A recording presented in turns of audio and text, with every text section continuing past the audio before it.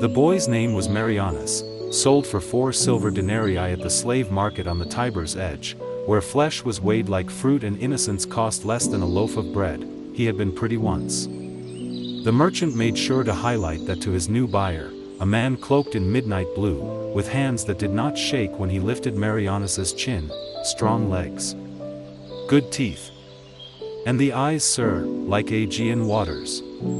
The man nodded. I'll take him. That was how Marianus came into the house of Cassion, a wealthy landowner, a patron of the arts, and a man whispered about in markets and bathhouses alike. They said he had once been in love with a gladiator. Others claimed he had the Senate wrapped around his ringed finger.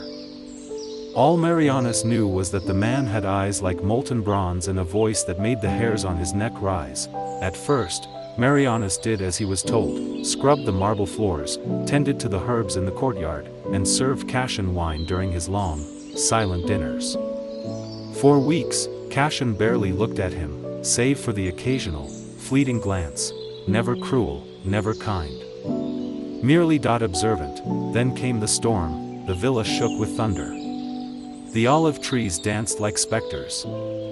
Marianus had forgotten to bring in the laundry from the courtyard and stood soaked, clutching the tunic that had slipped from the line.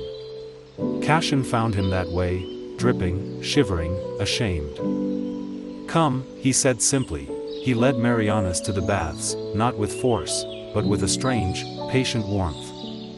He poured the oil with his own hands, not those of a servant. And when Marianus turned away to undress, Cassion said quietly, "You have nothing to hide here." Marianus met his gaze, and something cracked open between them. Cassion did not touch him then, but he looked. Carefully. Reverently. As if Marianus were not property, but prophecy. Their first kiss was a mistake. Or so Marianus told himself. He had tripped in the garden while pruning the rose vines. Cassion came running, concern etched across his noble brow. "Are you hurt?" "I'm fine, master." Cassion knelt beside him. "Don't call me that." "What should I call you?"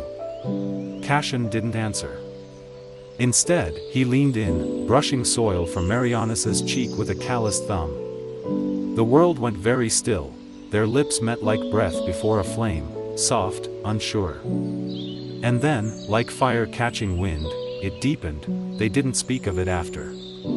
But that night, Marianus lay awake, fingers against his lips, tasting a freedom he'd never known. Desire became a quiet current between them, a lingering hand on the shoulder. A glance held too long. Words spoken at night when the air was thick with orange blossom and moonlight. Cassion would read to him, poetry, mostly. Love verses from Sappho, Ovid, even the forbidden fragments from men whose names were lost to time.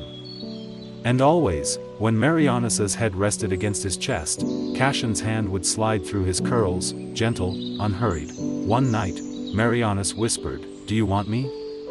Cassion's jaw tensed. "More than I should." "I'm yours." "No," Cassion said. "You are not mine. Not until you can choose." "But I have." Cassion kissed him then, fierce, claiming, yet somehow still asking for permission. The nights that followed blurred with passion. They would steal away to the olive grove, where the stars bore witness and the trees whispered secrets only lovers understood. Cassion's touch was both fire and balm, possessive, yet cherishing. Marianus learned his body in Cassion's hands. What made him gasp? What made him ache? What made him weep from something that wasn't quite pain? "Tell me to stop," Cassion would murmur, lips brushing his throat. "Don't you dare," Marianus would moan in reply. Their lovemaking was a rebellion, a sanctuary, a confession. But love in Rome was not without its chains. A visiting senator spotted them one morning, Marianus half-dressed, Cassion's tunic askew. The rumors spread like wildfire through the baths, the forums, the temples. "You risk everything," Marianus said one evening, voice trembling. "Your lands. Your name. I risk nothing I would not give freely. They could take me away." Cassion gripped his face. "Then let them try."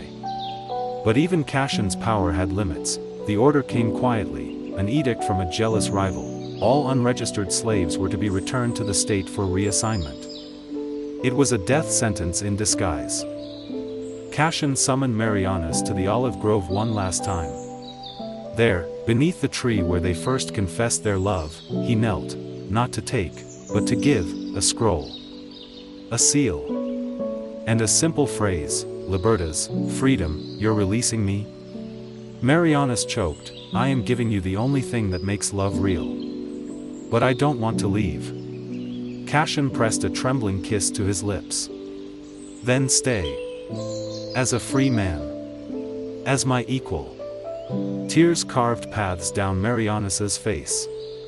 "And if I do?" Cashin smiled. "Then the olive grove will never be empty again." They lived not as master and slave, but as lovers. As partners.